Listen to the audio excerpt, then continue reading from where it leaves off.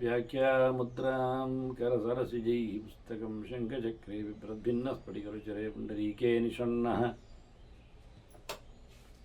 अम्लानश्रीरमृतविशदैरंशभिप्लावयन् मामाविर्भूयादनगमहिमा मानसे वागधीशः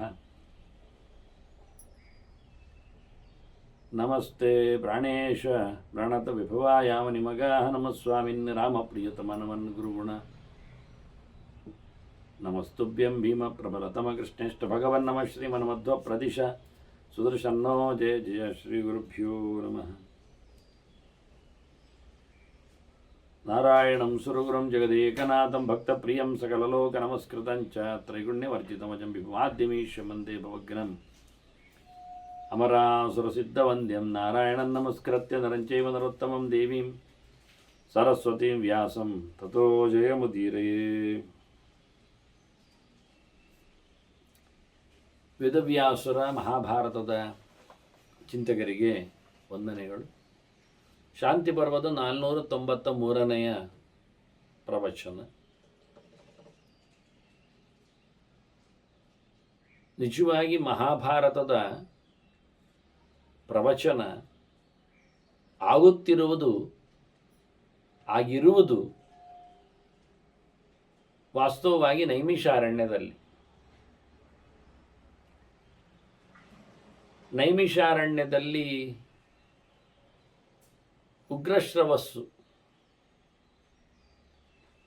ರೋಮಹರ್ಷಣನ ಮಗ. ರೋಮಹರ್ಷಣ ವೇದವ್ಯಾಸರ ರೋಮಾಂಚದಿಂದ ಬಂದವ. ಹಾಗಾಗಿ ವೇದವ್ಯಾಸರು ರೋಮಹರ್ಷಣನಿಗೆ ಇತಿಹಾಸ ಪುರಾಣಗಳನ್ನೆಲ್ಲ ಹೇಳಿಕೊಟ್ಟಿದ್ದಾರೆ. ಇದನ್ನು ಅದರ ರೋಮಹರ್ಷಣನ ಮಗನೇ ಉಗ್ರಶ್ರವಸ್ಸು ಹೇಳುತ್ತಾನೆ, ಇತಿಹಾಸ ಪುರಾಣಾನಾಂ ಪಿತಾಮೇ ರೋಮಹರ್ಷಣ ಅಂತ ಹೇಳಿ ಇತಿಹಾಸ ಪುರಾಣಗಳನ್ನೆಲ್ಲ ಹೊತ್ತು ನಿಂತದ್ದು, ವೇದವ್ಯಾಸರಿಂದ ಕಲಿತು ಬಂದದ್ದು ವೇದವ್ಯಾಸರ ಮಗನಾದ ರೋಮಹರ್ಷಣ ಸೂತ. ಆ ರೋಮಹರ್ಷಣನ ಮಗನೇ ಉಗ್ರಶ್ರವಸ್ಸು. ಅವನನ್ನು ಸೌತಿ ಅಂತ ಕರೆಯಿತು, ಸೂತನ ಮಗ. ಈ ಉಗ್ರಶ್ರವಸ್ಸಿಗೆ ವಿಶೇಷವಾದ ಬಲರಾಮನ ಅನುಗ್ರಹ. ಬಲರಾಮ ತೀರ್ಥಯಾತ್ರೆಗೆ ಹೋರಾಟದ ಸಂದರ್ಭದಲ್ಲಿ, ಮಹಾಭಾರತದ ಘನಘೋರ ಸಂಗ್ರಾಮದ ಸಂದರ್ಭದಲ್ಲಿ ಯಾವ ಪಕ್ಷಕ್ಕೂ ಸಹಾಯ ಮಾಡುವುದಿಲ್ಲ ಹೇಳಿ ತೀರ್ಥಯಾತ್ರೆಗೆ ಅಂತ ಹೋದವ ನೈಮಿಷಾರಣ್ಯದಲ್ಲಿ ರೋಮಹರ್ಷಣರು ಪುರಾಣ ಪ್ರವಚನ ಮಾಡ್ತಾ ಇದ್ರು. ಆಗ ಬಲರಾಮ ಹೋದವ ರೋಮಹರ್ಷಣರು ಎದ್ದು ನಿಂತು ಗೌರವ ಕೊಟ್ಟಿಲ್ಲ ಎನ್ನತಕ್ಕಂಥ ಒಂದು ಸಣ್ಣ ಕಾರಣದಿಂದ ಅವರನ್ನು ಸಂಹಾರ ಮಾಡುತ್ತಾನೆ. ಇದರಿಂದ ಋಷಿಗಳು ಪರಿತಾಪಪಟ್ಟು ಬಲರಾಮನಲ್ಲಿ ನಮಗೆ ಕತೆ ಮುಂದುವರಿಯುವಂತಾಗಬೇಕು ಅಂತ ಹೇಳಿದಾಗ ಉಗ್ರಶ್ರವಸ್ಸಿಗೆ ಅಂತಹ ಒಂದು ಅನುಗ್ರಹ ಮಾಡಿದ್ದಾರೆ ಅವರು. ಹಾಗಾಗಿ ಉಗ್ರಶ್ರವಸ್ಸು ವೇದವ್ಯಾಸರ ಮೊಮ್ಮಗನಾಗಿಯೂ ಕಲಿಕೆಯಲ್ಲಿ ಹೆಚ್ಚು ಇದ್ದಾನೆ. ಜೊತೆಯಲ್ಲಿ 1000 ಮೂರೆಯ ಶೇಷನ ವಿಶೇಷವಾದ ಅನುಗ್ರಹಕ್ಕೂ ಬಲರಾಮನ ಅನುಗ್ರಹಕ್ಕೂ ಪಾತ್ರನಾಗಿದ್ದಾನೆ. ಅಷ್ಟೇ ಅಲ್ಲದೆ ಈಗ ಉಗ್ರಶ್ರವಸ್ಸಿನ ಶ್ರವಣ ಎಷ್ಟು ಉಂಟು ಕೇಳಿದರೆ, ಆತ ಜನಮೇಜಯನ ಸರ್ಪಸತ್ರದಲ್ಲಿ ಸೇರಿದ್ದಾನೆ ಕೇಳಲಿಕ್ಕೆ. ಜನಮೇಜಯ ರಾಜ ಅವನು ಪರೀಕ್ಷಿತನ ಮಗ. ಪರೀಕ್ಷಿತ ಅಭಿಮನ್ಯುವಿನ ಮಗ. ಅಭಿಮನ್ಯು ಅರ್ಜುನನ ಮಗ. ಅರ್ಜುನ ನಮಗೊತ್ತು ಪಾಂಡವಿನ ಮಗ ಅಂತ. ಪಾಂಡವೇದ ವ್ಯಾಸರ ಮಗ. ಹೀಗಾಗಿ ವ್ಯಾಸರದ್ದೇ ಒಂದು ತಳಿ. ಹಾಗಾಗಿ ಜನಮೇಜಯ ಸರ್ಪಸತ್ರ, ತನ್ನ ಅಪ್ಪ ನಾನು ಹಾವು ಕೊಂದಿದ್ದೆ ಅಂತೇಳಿ ಸರ್ಪಸತ್ರ ಮಾಡುವಾಗ, ಸರ್ಪಸತ್ರದಲ್ಲಿ ನಮ್ಮ ಅಜ್ಜಂದಿರ ಕಥೆ ಕೇಳಬೇಕು ಅಂತ ಆಸೆಪಟ್ಟು ವೇದವ್ಯಾಸರಲ್ಲಿ ಕೇಳಿದಾಗ ವೇದವ್ಯಾಸರು ವೈಶಂಪಾಯನನ್ನು ಹೇಳು ಅಂತ ಹೇಳಿದರು. ಯಾಕೆ ವೈಶಂಪಾಯನನ್ನು ಹೇಳಿದರು? ಇತಿಹಾಸ ಪುರಾಣಗಳಿಗೆ ರೋಮಹರ್ಷಣ ಇಲ್ವಾ? ಇಲ್ಲ, ರೋಮಹರ್ಷಣ ಹೋಗಿದ್ದಾನೆ. ಈಗ ರೋಮಹರ್ಷಣನನ್ನು ತೆಗೆದಿದ್ದಾರೆ. ಜನಮೇಜಯ ಕೇಳಲಿಕ್ಕೆ ಬಂದಾಗ, ಜನಮೇಜಯ ಬರುವ ಮುಂಚೆಯೇ ಪರೀಕ್ಷಿತ ರಾಜ ಪಟ್ಟದಲ್ಲಿದ್ದಾಗ, ಪರೀಕ್ಷಿತ ರಾಜ ಪಟ್ಟಕ್ಕೆ ಬರುವ ಮುಂಚೆಯೇ ದುರ್ಯೋಧನನ ಅವಸಾನ ಆಗಿದೆ. ದುರ್ಯೋಧನ ಅವಸಾನ ಆದಾಗಲೇ ಅದಕ್ಕಿಂತ ಮೊದಲೇ ರೋಮಹರ್ಷಣನ ಅವಸಾನ ಆಗಿತ್ತು ಬಲರಾಮನಿಂದ. ಹೀಗಾಗಿ ರೋಮಹರ್ಷಣರಲ್ಲಿ ಹೇಳಲಿಕ್ಕೆ ಹೇಳದೆ ಅವನ ಮಗ ಉಗ್ರಶ್ರವಸ್ಸಿನಲ್ಲಿಯೂ ಹೇಳಲಿಕ್ಕೆ ಹೇಳದೆ ಅಲ್ಲಿ ವೇದವ್ಯಾಸರು ತನ್ನ ಶಿಷ್ಯನಿಗೆ ವೈಶಂಪಾಯನರಿಗೆ ಹೇಳಲಿಕ್ಕೆ ಹೇಳಿದರು. ವೈಶಂಪಾಯನರು ಪ್ರವಚನ ಮಾಡಿದರು. ವೈಶಂಪಾಯನರಲ್ಲಿ ಹೇಳಲಿಕ್ಕೆ ಒಂದು ವಿಶೇಷತೆ ಉಂಟು. ಏನು ಕೇಳಿದರೆ, ವೈಶಂಪಾಯನ ಏವೈಕ ನಿಷ್ಣಾತಃ ಯಜುಶಾಂತತಃ ಅಂತ ಯಜುರ್ವೇದದಲ್ಲಿ ಅವರು ಅತ್ಯಂತ ವಿಶೇಷವಾದಂತಹ ಪರಿಶ್ರಮ ಮಾಡಿದವರು ಅಂತ ವಾಕ್ಯ. ವೇದವ್ಯಾಸರ ಯಜುರ್ವೇದದ ಶಿಷ್ಯ ವೈಶಂಪಾಯನರು ಅಂದರೆ. ಅವರೊಳಗೆ ಬ್ರಹ್ಮದೇವನ ವಿಶೇಷವಾದಂತಹ ಪ್ರವೇಶ ಉಂಟು. ಬ್ರಹ್ಮದೇವ ಭಗವಂತನ ಪೂಜೆ ಪುನಸ್ಕಾರಗಳಲ್ಲಿ ಎತ್ತಿದ ಕೈಯವ, ಸರ್ವಸ್ವವನ್ನು ಭಗವಂತನಿಗೆ ಸಮರ್ಪಿಸಿ ನಿಲ್ಲುವವ. ಹೀಗಾಗಿ ಯಜುರ್ವೇದಿಗಳಿಗೆ ಹೋಮದಲ್ಲಿ ವಿಶೇಷವಾದ ಅಧಿಕಾರ, ಅಧ್ವರ್ಯು ಸ್ಥಾನ. ಆದ್ದರಿಂದ ಅವನೊಳಗೆ ಬ್ರಹ್ಮ ಸೇರಿಕೊಂಡಿದ್ದಾನೆ. ಹೀಗಾಗಿ ಬ್ರಹ್ಮನಿಂದಾಗಿ ಈ ಪ್ರವಚನ ಆಗಬೇಕು ಎನ್ನುವ ನೆಲೆಯಲ್ಲಿ ಉಳಿದ ಶಿಷ್ಯರಿಗಿಂತ ವಿಶೇಷವಾದಂತಹ ಪ್ರಶಸ್ತವಾದ ವ್ಯಕ್ತಿ ಬ್ರಹ್ಮ, ಜೀವೋತ್ತಮ. ಉಳಿದವರಲ್ಲಿ ಗರುಡಶೇಷ ರುದ್ರರು ಎಲ್ಲ ಪ್ರವಿಷ್ಟರಾಗಿರುವುದು, ಇಂದ್ರಕಾಮರೆಲ್ಲ ನೆಲೆಗೊಂಡವರು ಎಲ್ಲ.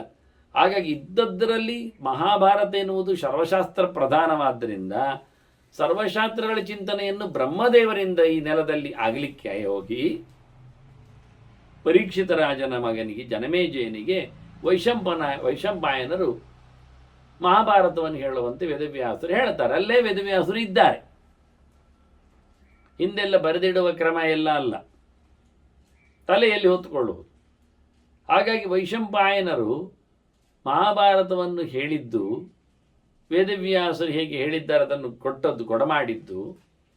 ಆಗಲ್ಲಿ ಉಗ್ರಶ್ರವಸ್ಸು ರೋಮಹರ್ಷನ ಮಗ ಕೂತಿದ್ದಾನೆ, ಅವನಿಗೆ ಅದು ವಿಶೇಷ ಪಾಠ. ಈಗ ಡೈರೆಕ್ಟ್ ವೇದವ್ಯಾಸರು ಕೊಟ್ಟಿಲ್ಲ ಉಗ್ರಶ್ರವಸ್ಸಿನಿಗೆ, ಅವನ ಅಪ್ಪನಿಗೆ ಕೊಟ್ಟಿದ್ರು, ಅಪ್ಪ ಮಗನಿಗೆ ಕೊಟ್ಟಿರ್ಬೋದು. ಈಗ ಇನ್ನೊಂದು ರೀತಿಯಿಂದ ವೇದವ್ಯಾಸರಿಂದ ಬಂದಕ್ಕೆ ಕೇಳಿ ವೈಶಂಪಾಯನರಿಂದ, ಅಂದರೆ ಬ್ರಹ್ಮದೇವನೇ ಮತ್ತೆ ಇಲ್ಲಿ ಹೇಳಿದಾಗ ಅದನ್ನು ಉಗ್ರಶ್ರವಸ್ಸು ಕೇಳಿದ್ದ. ಅಲ್ಲಿಗೆ ವಿಷಯ ಮುಗಿಲಿಲ್ಲ. ಆ ಉಗ್ರಶ್ರವಸ್ಸು ಸೌತಿ ನೈಮಿಷಾರಣ್ಯದಲ್ಲಿ ಹೋಗಿ ಪ್ರವಚನ ಮಾಡ್ತಾನೆ. ಎರಡನೇ ಮಹಾಭಾರತ ಪ್ರವಚನ ಮಾಸಿಗೆ ಆದದ್ದು, ಇದು ಅರಮನೆಯಲ್ಲಿ ಆದದ್ದು, ಈ ಲೋಕಕ್ಕೆ ಜನರಿಗೋಸ್ಕರ ಆದದ್ದು ಅಲ್ಲಿ. ಆದ್ದರಿಂದ ಈ ರೀತಿಯಾಗಿ ವೇದವ್ಯಾಸರು ಮಹಾಭಾರತವನ್ನು ಮೊದಲೇ ರಚನೆ ಮಾಡಿಕೊಟ್ಟಿದ್ದಾರೆ. ಅಂದರೆ ಏನಾಯ್ತು ವಿಷಯ, ಮಹಾಭಾರತ ಆರಂಭ ಆಗುವುದು ಉಗ್ರಶ್ರವಸ್ಸಿನ ಬಾಯಲ್ಲಿ. ಉಗ್ರಶ್ರವಸ್ಸು ನೈಮಿಷಾರಣ್ಯದಲ್ಲಿ ಪ್ರವಚನ ಮಾಡುವುದು. ನೈಮಿಷಾರಣ್ಯದಲ್ಲಿ ಶೌನಕರು ಅಲ್ಲಿ ಕುಲಪತಿಗಳು, ಶೌನಕರ ಗುರುಕುಲದಲ್ಲಿ 16,000 ವಿದ್ಯಾರ್ಥಿಗಳು. ಹಾಗೆ ಉಗ್ರಶ್ರವಸ್ಸು 16,000 ವಿದ್ಯಾರ್ಥಿಗಳಿಗೆ ಶೌನಕರ ಒಂದು ಪಾರುಪತ್ಯದಲ್ಲಿ ಮಹಾಭಾರತವನ್ನು ಕೊಡ್ತಾನೆ. ಏನು ಅಂತ ಕೊಡ್ತಾನೆ, ನಾನಿದಾಗಲೇ ಜನಮೇಜಯನ ಸತ್ರದಲ್ಲಿ ಸೇರಿದ್ದೆ, ಅಲ್ಲಿ ಕೇಳಿಕೊಂಡು ಬಂದೆ, ಅಲ್ಲಿ ವೈಶಂಪಾಯನರು ಹೀಗೆ ಹೇಳಿದ್ದಾರೆ ಅಂತ ಹೇಳ್ತಾನೆ. ವೈಶಂಪಾಯನರು ಏನು ಹೇಳ್ತಾರೆ ಜನಮೇಜಯನ ಹೇಳುವಾಗ, ಆಗ ವೈಶಂಪಾಯನರು ಹೀಗೆ ವೇದವ್ಯಾಸರು ನನಗೆ ಹೇಳಿದ್ರು, ಹೀಗೆ ವೇದವ್ಯಾಸರು ಭೀಷ್ಮನಿಗೆ ಹೇಳಿದರು, ಹೀಗೆ ಭೀಷ್ಮನು ಧರ್ಮರಾಜನ ಹೇಳಿದರು ಅಂತ ಅಲ್ಲಿ ಆದ ಘಟನೆಗಳನ್ನೆಲ್ಲ ಉಲ್ಲೇಖ ಮಾಡ್ತಾರೆ. ಹಾಗಾಗಿ ಇಲ್ಲಿ ಈಗ ಜನಮೇಜಯನಲ್ಲಿ ವೈಶಂಪಾಯನರು ಹೇಳುವಂಥದ್ದು ಏನುಂಟು ಮಧ್ಯದಲ್ಲಿ, ಜನಮೇಜಯನ ಕೇಳ್ತಾನೆ, ಧರ್ಮರಾಜನಿಗೆ ಸಮಾಧಾನ ಆಯ್ತಾ? ಇಲ್ಲ. ಹಾಗಾದ್ರೆ ಯಾರ ಹತ್ರ ಕೇಳಿದ? ಭೀಷ್ಮನಲ್ಲಿ ಕೇಳಿದ. ಭೀಷ್ಮನ್ ಏನಂದ್ರು? ಆಗ ವೈಶಂಪಾಯನ ಹೇಳ್ತಾರೆ, ಭೀಷ್ಮ ಉವಾಚ ಅಂತ ಶುರು ಮಾಡ್ತಾರೆ, ಭೀಷ್ಮ ಹೀಗೆ ಹೇಳಿದ ಅಂತ ಶುರು ಮಾಡ್ತಾರೆ. ಮುಂದೆ ಹೋಗ್ತದೆ ಭೀಷ್ಮನ ಮಾತು. ಹಾಗಾಗಿ ನಾವು ಇವತ್ತಿನವರೆಗೆ ಮೋಕ್ಷ ಧರ್ಮ ಪರ್ವವನ್ನು ಹೇಳಿದ್ದು ಭೀಷ್ಮರು ಅಂತ ಹೇಳಿಕೊಂಡು ಬಂದಿದ್ದೇವೆ. ನಿಜವಾಗಿ ಭೀಷ್ಮರು ಹೇಳಿದ್ರು ಅಂತ ಹೇಳಿ ರಣಾಂಗಣದಲ್ಲಿ ಕೇಳುತ್ತಿದ್ದ ಧರ್ಮರಾಜನಿಗೆ ಹೇಳಿಕೊಟ್ಟ ಭೀಷ್ಮನ ಮಾತನ್ನು ಎಷ್ಟೋ ಸಮಯದ ನಂತರ, ಯಾಕೆಂದರೆ ಧರ್ಮರಾಜನ ಆಳ್ವಿಕೆ ಮತ್ತೆ 36 ವರ್ಷ ಕಾಲ ಇತ್ತು, ಶಾಂತಿ ಪರ್ವ ಮುಗಿತು. ಧರ್ಮರಾಜನ ನಂತರದಲ್ಲಿ ಪರೀಕ್ಷಿತ ರಾಜ 60 ವರ್ಷ ರಾಜ್ಯಭಾರ ಮಾಡಿದ್ದಾನೆ. ಅಂದರೆ ಅವನು 30 ವರ್ಷ, ಅವನಿಗೆ 60 ವರ್ಷ. ಆಗ 30 ಮತ್ತೆ ವರ್ಷ. ಹೀಗಾಗಿ ಭೀಷ್ಮರು ಹೇಳಿದ ನಂತರ 60 ವರ್ಷದ ನಂತರ ಮತ್ತೆ ಇಲ್ಲಿ ಜನಮೇಜಯನಿಗೆ ವೈಶಂಪಾಯನರು ಹೇಳಿತ್ತು. ಅಲ್ಲಿಂದ ಸುಮಾರು ಒಂದು 10-30 ವರ್ಷದ ನಂತರ ಶೌನಕರಿಗೆ ಸಿಗುವಂಥದ್ದು ಉಗ್ರಶ್ರವಸ್ಸು. ಆಗ ಉಗ್ರಶ್ರವಸ್ಸು ಹೇಳ್ತಾನೆ, ನಾನೀಗ ತಾನೇ ಬಂದು ಹೇಳಿದ್ದೆಲ್ಲ ಅಂತ ತಿಳಿಸ್ತಾನೆ ವಾಸ್ತವವಾಗಿ. ಹಾಗಾಗಿ ಅದು ಮತ್ತೆ ತಿಳಿದತ್ತು. ಈಗ ಮಹಾಭಾರತದ ಚಿಂತನೆಯು ನಮಗೆ ಸಿಗುವಂಥ ಸಂಪುಟ ರೀತಿ ಅಂದರೆ ಸುಮಾರು ಯುದ್ಧ ಮುಗಿದು ಒಂದು 100 ವರ್ಷದ ಸುತ್ತಿನಲ್ಲಿ ಆಗಿದೆ ಚಿಂತನೆ. ಹೀಗಾಗಿ ವೈಶಂಪಾಯನರು ಹೇಳುತ್ತಾರೆ, ಈ ಕಥೆಯಲ್ಲಿ ಶ್ವೇತದ್ವೀಪದ ಚಿಂತನೆ ಬಂದಾಗ ಅಲ್ಲಿ ಭೀಷ್ಮರು ಹೇಳಿ ಆಯಿತು ನಾರದರು ಕೇಳಿಕೊಂಡದ್ದನ್ನು. ಆದರೆ ವೈಶಂಪಾಯನರು ಹೇಳ್ತಾರೆ ತಮ್ಮ ಅನುಭವ, ತಮ್ಮ ನೆಲೆಯಲ್ಲಿ ಹೇಳುತ್ತಾರೆ ವಿಷಯದಲ್ಲಿ. ಇದು ಭೀಷ್ಮರಿಗೆ ಗೊತ್ತಿಲ್ಲ ಈ ಸಂಗತಿ, ವೈಶಂಪಾಯನ ಹೇಳುವಂಥದ್ದು. ಗೊತ್ತುಂಟು ಅಂದರೆ ಗೊತ್ತಿದೆ, ಅವರು ಹೇಳಲಿಕ್ಕೆ ಹೋಗಲಿಲ್ಲ. ಅದು ಇದು ವ್ಯಾಸರ ವಿಷಯ. ಅದು ಯೋಹಿ ಅಸ್ಮಾಕಂ ಗುರು ಶ್ರೇಷ್ಠ ಕೃಷ್ಣದ್ವೈಪಾಯನ ಮುನಿ, ನಮ್ಮ ಗುರುಗಳಿದ್ದಾರಲ್ಲ. ನಮ್ಮ ಅಂತ ಹೇಳೋದು ಯಾಕೆ ವೈಶಂಪಾಯನರು ಅಂದರೆ ವೈಶಂಪಾಯನರು ಒಬ್ಬರೇ ಅಲ್ಲಲ್ಲ, ಒಟ್ಟಿಗಿದ್ದಾಗ ಪೈಲ ಇದ್ದರು, ಜೊತೆಯಲ್ಲಿ ಸುಮಂತು ಇದ್ದ. ಹಾಗೆ ವೈಶಂಪಾಯನರೊಟ್ಟಿಗೆ ಕಲಿಯುವಲ್ಲಿ ಯಾರು ರೋಮಹರ್ಷಣರು ಇದ್ದರು. ಆನಂತರ ಸಾಮವೇದ ಕಲಿಯುವ ಜೈಮಿನಿ ಆಚಾರ್ಯ ಇದ್ದರು, ಶುಕಾಚಾರ್ಯ ಇದ್ದರು ಮಗ. ಹೀಗಾಗಿ 5 ಜನ ನಾವು ಹಿಂದೆ ನೋಡಿದ್ದೇವೆ ಇದು ಅವರು ಹೊರಟ ಕ್ರಮ ಏನಿತ್ತು ಅಂತ. ಹೀಗಾಗಿ 5 ಜನರಲ್ಲಿ ನಮ್ಮ ಗುರುಗಳು, ನಮಗೆ 5 ಜನ ಮಾತ್ರ ಅಲ್ಲ, ಎಲ್ಲರಿಗೂ ಗುರುಗಳು ವೇದವ್ಯಾಸರು, ಕೃಷ್ಣದ್ವೈಪಾಯನರು. ಅವರೇ ನಿಜವಾಗಿ ಋಷಿಗಳಂದರೆ. ಆದ್ದರಿಂದ ಮುನಿ ನಮಪ್ಯಹಂ ವ್ಯಾಸ ಅಂತ ಕೃಷ್ಣ ಹೇಳಿದ್ದ. ಅವರೇನು ಮಾಡ್ತಿದ್ರು ಅಂದರೆ ಒಂದೊಂದು ಹೊಸ ವಿಷಯ. ಗತ್ವಾಂತರಿಕ್ಷ ಸತತಂ ಕ್ಷೀರೋದಂ ಅಮೃತಾಶಯಂ ಪೂಜಯಿತ್ವಾ ಚ ದೇವೇಶಂ ಪುನರಾಗಾತ್ ಸಮಾಶ್ರಮಂ. ವೇದವ್ಯಾಸರು ಪ್ರತಿನಿತ್ಯ ಕ್ಷೀರ ಸಮುದ್ರಕ್ಕೆ ಹೋಗ್ತಿದ್ರು. ನೋಡಿ ಹೊಸ ವಿಷಯ. ಅದರ ಆಚೆಗೆ, ಮೇರುವಿನ ಆಚೆಗೆ ಇರತಕ್ಕಂಥ ಪ್ರದೇಶ ಕ್ಷೀರಾಬ್ದಿ, ಕ್ಷೀರ ಸಮುದ್ರಕ್ಕೆ 7ನೇ ಸಮುದ್ರ, ಅಲ್ಲಿ 6ನೇದ್ದು, ಅಲ್ಲಿ ಹೋಗ್ತಿದ್ರು. ಅಲ್ಲಿ ಹೋಗಿ ಕ್ಷೀರ ಸಮುದ್ರದಲ್ಲಿ ಮಲಗಿರತಕ್ಕಂಥ ನಾರಾಯಣನನ್ನು ಮಾತಾಡಿಸ್ತಿದ್ರು, ಪೂಜೆ ಮಾಡ್ತಿದ್ರು. ಅಲ್ಲಿಂದ ಹಿಂದೆ ಬರ್ತಿದ್ರು ತಮ್ಮ ಆಶ್ರಮಕ್ಕೆ. ಯಾವಾಗ? ಹೇಗೆ? ಆಕಾಶದ ದಾರಿಯಲ್ಲಿ, ಮೇಲಿನಿಂದ. ಹೀಗೆ ಸ್ವಯ್ಯ ಹೋಗಿ ಸ್ವಯ್ಯ ಬರುವುದವರು.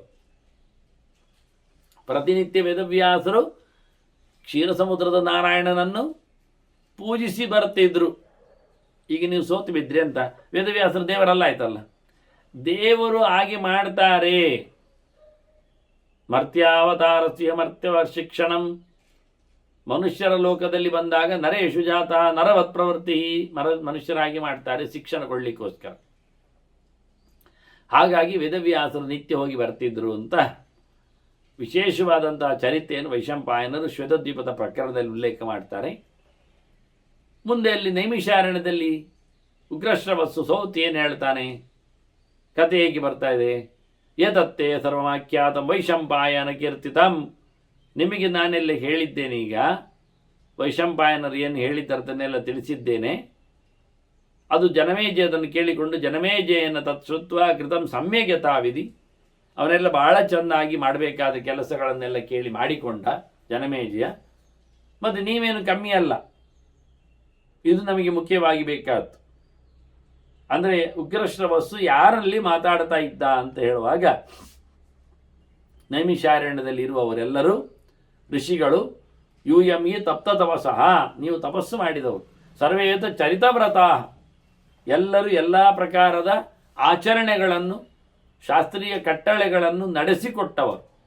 ಸರ್ವೇ ವೇದವಿದೋ ಮುಖ್ಯ, ಎಲ್ಲರೂ ಒಳ್ಳೆ ವೇದಗಳನ್ನು ತಿಳಿದವರು. ಅಂದರೆ ಜ್ಞಾನ ಇದೆ, ಕ್ರಿಯಾಲೋಪ ಇಲ್ಲ, ಕ್ರಿಯೆ ಇದೆ, ಅದರಲ್ಲಿ ವಿಶೇಷವಾದಂಥ ಆಲೋಚನೆ, ಚಿಂತನೆ, ಅಧ್ಯಯನ, ತಪಸ್ಸು ಅದು ಬೇರೆ ಇದೆ, ಇಂದ್ರಿಯ ನಿಗ್ರಹಾದಿಗಳು. ಹಾಗಾಗಿ ನೀವು ನೈಮಿಷಾರಣ್ಯವಾಸಿನಃ, ನೀವು ನೈಮಿಷಾರಣ್ಯದಲ್ಲಿ ಇದ್ದೀರಿ. ನೈಮಿಷಾರಣ್ಯವೇ ದೊಡ್ಡ ಕ್ಷೇತ್ರ. ಹಿಂದೆ ಒಮ್ಮೆ ಋಷಿಗಳೆಲ್ಲ ಕೇಳಿಕೊಂಡ್ರು ಬ್ರಹ್ಮದೇವರ ಹತ್ರ, ನಮಗೆ ಸಾಧನೆ ಮಾಡಲಿಕ್ಕೆ ಎಲ್ಲಿಯಾದರೂ ಒಂದು ಜಾಗ ಹೇಳಿ. ಎಲ್ಲಿ ಬೇಕಾದ್ರೂ ಕೂತ್ಕೊಂಡು ಮಾಡಿ ಮಾರಾಯರೆ ಹೇಳಿದರೆ. ಅಲ್ಲ, ಒಂದು ಕಡೆ ನೀವು ಹೇಳಬೇಕು ಪ್ರಶಸ್ತವಾದ ತಾಣ ಅಂತ. ಹಾಗಾದರೆ ನಾನು ನಿಮಗೆ ಒಂದು ಚಕ್ರವನ್ನು ಉರುಳಿಸಿ ಬಿಡುತ್ತೇನೆ. ಈ ಚಕ್ರ ಚಕ್ರ ತಿರುಗಬೇಕಾದ್ರೆ ಏನಾಗಬೇಕು ಹೇಳಿ? ಅದರಲ್ಲಿ ಮಧ್ಯೆಯಲ್ಲಿ ಅಕ್ಷ ಇದೆ, ಅಕ್ಷಕ್ಕೆ ತಾಗಿಕೊಂಡು ಕಡ್ಡಿ ಇರ್ತದೆ, ಕಡ್ಡಿ ಅದು ಪರಿಧಿಗೆ ತಾಗಿರ್ತದೆ. ಹಾಗಾಗಿ ಯಾವಾಗ ಅದನ್ನು ಕಡ್ಡಿಯನ್ನು ವಿಶೇಷವಾಗಿ ಗಟ್ಟಿ ಮಾಡಿ ನಾಭಿಗೆ ನಾಭಿದ್ರೆ ಮಧ್ಯಕ್ಕೆ ಸ್ಪೋಕ್ಸ್ ಅಂತಾರೆ. ಆ ಕಡ್ಡಿ ಯಾವಾಗ ಬಿದ್ದು ಹೋಗ್ತದೆ, ಕಳಚಿ ಹೋಗ್ತದೆ, ಆಗ ಚಕ್ರ ತಿರುಗುವುದು ನಿಲ್ತದೆ. ನಿಜವಾಗಿ ಹಾಗೆ ಅದರದ್ದು ತಿರ್ತಾ ಇರಬೇಕಾದ್ರೆ ಕಡ್ಡಿ ಹಿಡ್ಕೊಂಡು ತಿರುಗುದು, ಅದು ಕಡ್ಡಿ ಮುರಿದೋದ್ರೆ ಚಕ್ರ ಅಲ್ಲಿಗೆ ಲಭ್ಯ ಆಗಿ ಕೆಳಗೆ ಬೀಳ್ತದೆ. ಚಕ್ರ ನಿಂತದ್ದೇ ಹಾಗೆ. ಹಾಗೆ ನಾಭಿಗೊಂದು ದಂಡ ಕೊಡ್ತಾರೆ ರಥದಲ್ಲಿ ಆದರೆ, ಆ ದಂಡವನ್ನು ಇನ್ನೊಂದು ಚಕ್ರಕ್ಕೆ ಸಿಕ್ಕಿಸಿರ್ತಾರೆ. ಅದರ ಮೇಲೆ ಪಟ್ಟಿ ಇಟ್ಟು ರಥವನ್ನು ಬ್ಯಾಲೆನ್ಸ್ ಮಾಡಿಕೊಂಡು ಕುದುರೆಗಳು ಹೇಳ್ಕೊಂಡು ಹೋಗ್ತವೆ. ಕುದುರೆ ಕಳಚಿದ್ರೆ ಅದಕ್ಕೆ ಸಿಕ್ಕಿಸತಕ್ಕಂಥ ನೊಗದಂಥದ್ದು ತಪ್ಪಿ ಹೋದರೆ ಆ ಗಾಡಿ ಎದುರಿದ್ದದ್ದು ನಿಂತು ಬಿಡ್ತದೆ ಕೆಳಗೆ. ಕುಸಿಯುವುದಿಲ್ಲ, ಯಾಕೆಂದರೆ ಚಕ್ರದ ಲೆಕ್ಕಾಚಾರದಲ್ಲಿ ಅದು ನಿಂತಿರ್ತದೆ. ಆದರೆ ವಾಲಿ ಇರ್ತದೆ ಗಾಡಿ, ಮತ್ತು ಅದನ್ನು ಬ್ಯಾಲೆನ್ಸ್ ಮಾಡಿ ನಿಲ್ಲಿಸಲಿಕ್ಕೋಸ್ಕರ ಅಡಿಯಲ್ಲಿ ಕಡ್ಡಿ ಕೊಡಬೇಕಾಗ್ತದೆ. ಹೀಗಾಗಿ ಚಕ್ರದ ಅರಗಳು ಅದನ್ನು ನೇಮಿಕೆ ಅಂತ ಕರೀತಾರೆ. ಅದು ಯಾವಾಗ ಕಳಚಿ ಬಿದ್ದು ಹೋಗ್ತದೆ ಅಲ್ಲಿ ಚಕ್ರ ಉರುಳುವುದು ನಿಲ್ತದೆ. ಅದು ಜಾಗ ನಿಮಗೆ ಪ್ರಶಸ್ತವಾದದ್ದು ಅಂತ ತಿಳ್ಕೊಳ್ಳಿ ಅಂತ ಹೇಳಿ ಧರ್ಮಚಕ್ರವನ್ನು ಉರುಳಿಸಿ ಬಿಟ್ಟಿದ್ದಾರೆ ಬ್ರಹ್ಮದೇವರು. ಅದು ಹಾಗೆ ಹರಿದುಕೊಂಡು ಬಂದದ್ದು ಭಾರತದ ಭೂಮಿಯಲ್ಲಿ ನೈಮಿಷಾರಣ್ಯದಲ್ಲಿ, ಇವತ್ತಿನ ಸೀತಾಪುರ ಜಿಲ್ಲೆ ಅಯೋಧ್ಯೆ ಆಚೆಗೆ ನೈಮಿಷಾರಣ್ಯದಲ್ಲಿ ಅದು ಕಳಚಿ ಬಿತ್ತು. ನೈಮಿಷಾರಣ್ಯದಲ್ಲಿ ಕಳಚಿ ಬಿದ್ದದ್ದಲ್ಲ, ಅದು ಕಳಚಿಕೊಂಡು ನಿಂತದ್ದು, ಉರುಳುವುದು ನಿಂತದ್ರಿಂದ ಅದು ನೈಮಿಷಾರಣ್ಯ ಆಯಿತು. ಅದಕ್ಕೇನು ಸಂಬಂಧ ಅಂದರೆ ಅದನ್ನೇನು ನೇಮಯ ಯತ್ರ ಶೀರ್ಯಂತೆ, ನೇಮಿಗಳು ಎಲ್ಲಿ ವಿಶರಣ ಆಗ್ತದೆ, ಕಳಚಿ ಹೋಗ್ತದೆ, ಅದು ನೈಮಿಷಾರಣ್ಯ. ನೋಡಿ, ನೇಮಿ ವಿಶರಣಾರಣ್ಯ. ಅರಣ್ಯ ಅಂದರೆ ಸ್ಥಾನ, ಭೂಮಿ, ವನ, ನೆಲ. ನೈಮಿಷ ಸಾಕು. ನೈಮಿಷ ಅಂದರೆ ನೇಮಿ ವಿಷ ರಾಣ, ಇಷ್ಟು ವಿಷಯ ಉಂಟು. ನೇಮಿ ಶರಣ ಅಥವಾ ಬೇಕಾಗಿಲ್ಲ, ಶ್ರು ಅಂತ ಹೇಳಿಕೊಂಡು ಶ್ರು ಧಾತುವಿನಲ್ಲಿ ಹೇಳಿಕೊಂಡ್ರೆ ಶೀರ್ಯಂತೆ ಅಂತ ಅರ್ಥ ಮಾಡಿದೆ. ನೇಮಿಷ, ನೇಮಿಷಿ ಎಲ್ಲ ಆಗ್ತದೆ. ಹಾಗಾಗಿ ಇಲ್ಲಿ ಮುರುಟು ಶಾವನ್ನೇ ಹೆಚ್ಚು ಒತ್ತುಕೊಳ್ಳಬೇಕು ವಿಶರಣ ಅಂದಾಗ. ವಿಷ ಅಲ್ಲ, ಸಾಯುವ ಅಮೃತ ವಿರುದ್ಧವಾದ ವಿಷ ಶಬ್ದ ಷಣ್ಮುಖ ಶ ಅಲ್ಲ. ಅದು ವಿ ಅನ್ನೋದು ಅದು ವಿಸರ್ಗ, ಉಪಸರ್ಗ, ಅದು ಬಿಡಿರಿ. ಶೀರ್ಣ ಶರೀರದ್ದು, ಶರೀರ ಶಬ್ದದ ಧಾತು. ಅದು ಶಿಥಿಲ ಆಗ್ತದೆ, ಶೀರ್ಣ ಆಗ್ತದೆ, ಜೀರ್ಣ ಆಗ್ತದೆ ಎನ್ನುವ ಅರ್ಥದಲ್ಲಿ ಶೃಂಕ ಆಗುವುದು, ಅದಾಗುವುದು ಶಬ್ದ, ಒಳ್ಳೆ ಶಬ್ದ. ಹಾಗಾಗಿ ನೇಮಿ ಶೃಂಕ ಆದಾಗ ಅದು ಚಕ್ರ ನಿಂತಿದ್ದು, ಅದು ನೈಮಿಷ ಅರಣ್ಯ. ನೀವಂತ ಧರ್ಮಕ್ಷೇತ್ರದಲ್ಲಿ ಕೂತಿದ್ದೀರಿ ಅಂತ ಹೇಳ್ತಾನೆ ಸ್ಥಾನ, ನೈಮಿಷಾರಣ್ಯ ಕಮ್ಮಿ ಅಲ್ಲ. ಮತ್ತು ಇಲ್ಲಿ ಇನ್ನೊಂದು ವಿಷಯ, ಇನ್ನೊಂದು ನಿಮಗೆ ಷಣ್ಮುಖ ಶಾವೆ ಬೇಕಾದರೆ ಇನ್ನೊಂದು ಅರ್ಥ ಉಂಟು ಅದಕ್ಕೆ. ಅಂದರೆ ಸುಮಾರು ಅರ್ಥಗಳಿಂದಾಗಿ ಬದಲಾಯಿಸ್ತಾರೆ ಅಕ್ಷರಗಳನ್ನು. ನಿಮಿಷ ಅಂದರೆ ಒಂದು ಟೈಮ್, ಫ್ರ್ಯಾಕ್ಷನ್ ಆಫ್ ಟೈಮಿಗೆ ನಿಮಿಷ ಅಂತಾರೆ ಸಂಸ್ಕೃತದಲ್ಲಿ. ಅದು ಕನ್ನಡದಲ್ಲಿಯೂ ನಿಮಿಷ ಆಗಿದೆ, ಈಗ ಉಂಟು ಕನ್ನಡದಲ್ಲಿ. ಕನ್ನಡದಲ್ಲಿ ಇರತಕ್ಕ ನಿಮಿಷಕ್ಕಿಂತ ಸಣ್ಣ ಸಮಯ ಸಂಸ್ಕೃತದಲ್ಲಿ ನಿಮಿಷಕ್ಕಿರುವುದು. ಅಲ್ಲಿಯೂ ಕೆಲವೊಮ್ಮೆ ಶಂಕರ ಶಾವನ್ನು ಬಳಸ್ತಾರೆ, ಇಲ್ಲ ಅಂತಲ್ಲ. ಹಾಗಾಗಿ ಒಂದು ನಿಮಿಷದಲ್ಲಿ ಭಗವಂತನ ಎಚ್ಚರಕ್ಕೆ ಹೋಗುವ ಸ್ಥಾನ ಇದು. ಅಂದರೆ ಕಾನ್ಸಂಟ್ರೇಟ್ ಮಾಡಲಿಕ್ಕೆ ಭಾರಿ ಲಾಯ್ಕ್ ಉಂಟು, ವೈಬ್ರೇಷನ್ ಚೆನ್ನಾಗಿದೆ ಅಂತ ಅರ್ಥ. ಯಾವ ಸ್ಥಾನದಲ್ಲಿ ನೀವು ಕೂತ ತಕ್ಷಣ ಒಂದು ನಿಮಿಷದಲ್ಲಿ ನಿಮಗೆ ಮನಸ್ಸು ಹಗುರ ಆಗ್ತದೆ, ಅದು ನೈಮಿಷಾರಣ್ಯ. ಇದು ಅರ್ಥ ಆಗ್ತದೆ. ಮತ್ತು ಇನ್ನೊಂದು ಹೇಳ್ತಾರೆ, ಒಂದು ಅಲ್ಲಿ ಒಬ್ಬ ಅಸುರ ಇದ್ದ, ಅವನನ್ನು ಶಾಪದಲ್ಲಿ ಸಾಯಿಸಿದ್ರು ಅಲ್ಲಿಯ ಋಷಿವಾಸಿಗಳು. ಹೇಗೆ ಕೇಳಿದರೆ ಹೀಗೆ, ನಿಮಿಷದಲ್ಲಿ ಇಲ್ಲಿ ಯಾವುದು ರಕ್ಕಸ ಸತ್ವೋದ, ಅಡ್ಡಿಯವ ಇಲ್ಲಾದ, ಅದು ನೈಮಿಷಾರಣ್ಯ ಅಂತ ಆಗ್ತದೆ. ಕತೆ ಉಂಟು. ಮತ್ತೊಂದು ಹೇಳ್ತಾರೆ, ನಿಮಿ ಎನ್ನುವುದು ಒಂದು ಪ್ರಕಾರದ ಹಣ್ಣು, ಅದನ್ನು ಅಶನ ತಿನ್ನುವುದು, ಹಣ್ಣು ತಿನ್ನುವ ಜಾಗ ಅದು. ಅಲ್ಲಿ ಆ ಊರಿನಲ್ಲಿ ಅದೇ ಹಣ್ಣುಗಳಿರುವುದು, ಮರದಲ್ಲಿ ಹೆಚ್ಚು ಅದೇ ಮರಗಳು, ಅದು ತಿನ್ನಲಿಕ್ಕೆ ಬರ್ತದೆ. ಋಷಿಭೋಜ್ಯವಾದ ಒಂದು ಜಾತಿಯ ನಿಮಿಷ ಅಂತ ಕರೀರ್ಬೇಕಾದ್ರೆ ಮರಕ್ಕೇನಾದರೂ ಅಂಥದ್ದು ಇರತಕ್ಕಂಥ ತೋಪು ಅದು ಅರಣ್ಯ. ಹಾಗಾಗಿ ಋಷಿಗಳಿಗೆ ಹೇಳ್ತಾನೆ, ಸೌತಿ ಹೇಳ್ತಾನೆ, ನೀವು ಮಾರ್ಯಾರೆ ಭಾರಿ ಒಳ್ಳೆಯವರು, ಯಾಕೆ ಹಣ್ಣು ತಿಂದು ಬದುಕುವವರು ಇಲ್ಲಿದ್ದೆ. ಅದೊಂದು ಜಾತಿ ಹಣ್ಣು, ಋಷಿಗಳದನ್ನು ತಿಂದು ಬಿಟ್ಟರೆ 4-5 ತಿಂದರೆ ಸಾಕು, ಮತ್ತೆ ಹಸಿವೆ ಆಗುವುದಿಲ್ಲ. ಬೆಳಿಗ್ಗೆ ಹಾಗೆ ಶಾಲೆಗೆ ಹೋಗ್ಬೋದು, ಸಂಜೆ ಹೀಗೆ ಶಾಲೆಯಿಂದ ಬರ್ಬೋದು. ಹಣ್ಣು ಜೋಬಿನಲ್ಲಿ ಇಟ್ಕೊಂಡ್ರೆ ಆಯಿತು, ಚಾಕ್ಲೇಟಿನಾಗಿ. ಮತ್ತೆಂಥದ್ದು ಕರ್ಮ, ಅಂಥದ್ದೆಲ್ಲ ಈಗ ಸಿಗುವುದಿಲ್ಲ ರೀ.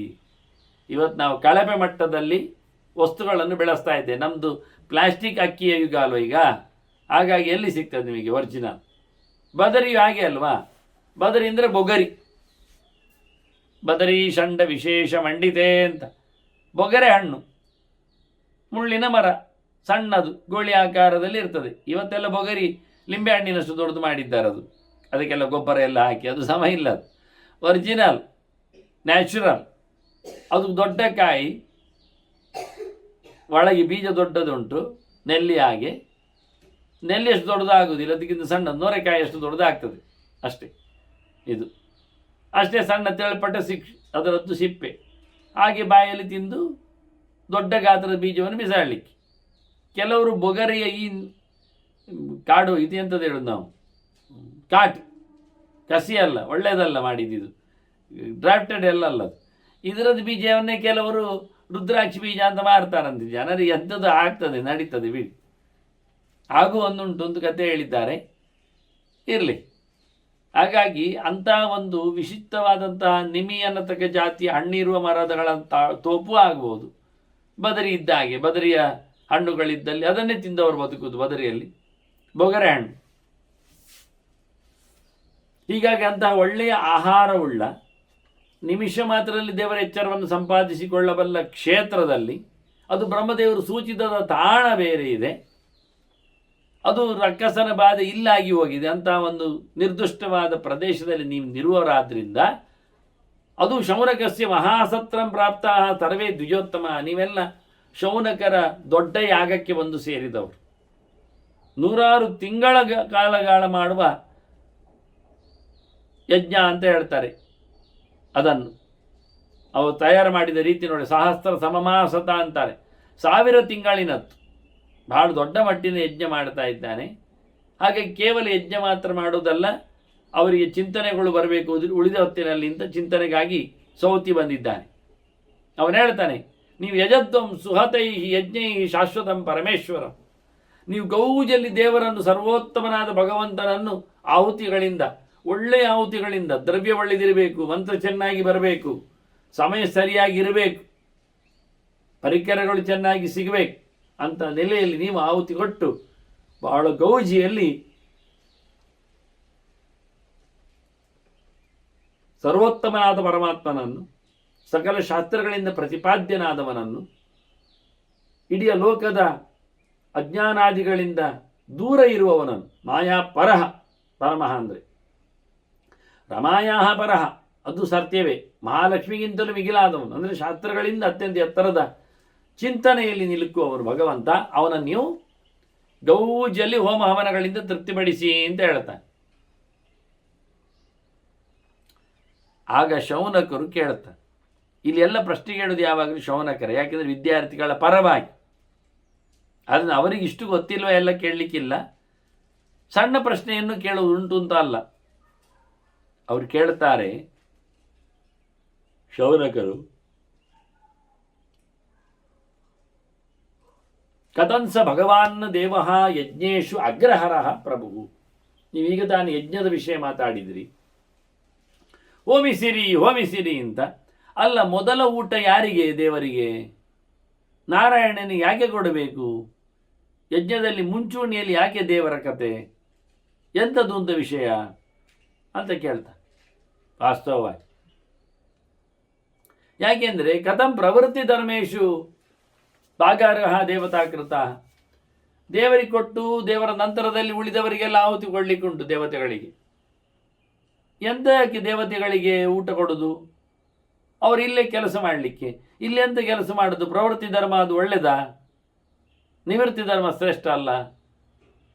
ಅವರಲ್ಲಿ ಯಾಕೆ ಹಾಗಿದ್ದಾರೆ? ಪ್ರವೃತ್ತಿ ಧರ್ಮವನ್ನು ಯಾಕೆ ಅವಲಂಬಿಸ್ತಾರೆ? ಕಥ ನಿವೃತ್ತಿ ಧರ್ಮಾಶ್ಚಕೃತ ವ್ಯಾವೃತ ಬುದ್ಧಯ.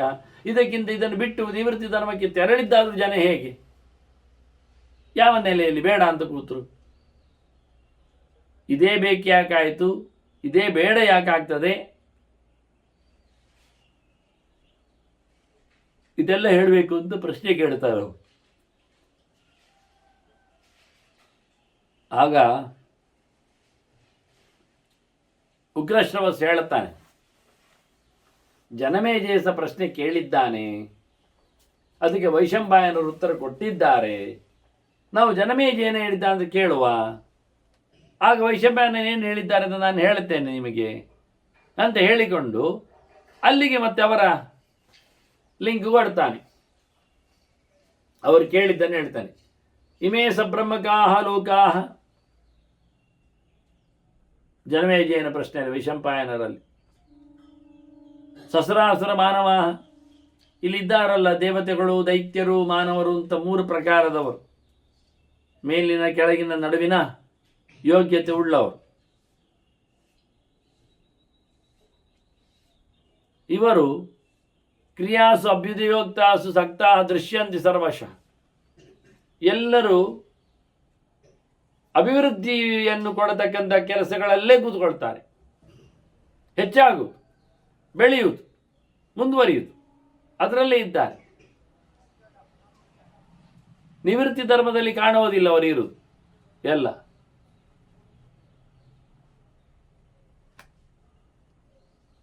ಮತ್ತೆ ನಿವೃತ್ತಿ ಉಂಟಲ್ಲ ಮೋಕ್ಷ, ಅದು ಸ್ವಲ್ಪ ಕಷ್ಟ. ಮೋಕ್ಷತೋರ್ತಃ ತ್ವಯಾ ಬ್ರಹ್ಮನ್ ನಿರ್ವಾಣಂ ಪರಮಂ ಸುಖಂ. ಮೋಕ್ಷ ಅಂದರೆ ಬಾರಿ ಗೌಜಿ, ದೇವರೊಳಗೆ ಪ್ರವೇಶ ಮಾಡಲಿಕ್ಕೆ ಉಂಟು, ಆನಂದದ ವ್ಯವಸ್ಥೆ ಎಲ್ಲ ಹೇಳ್ತೀರಿ ನೀವು.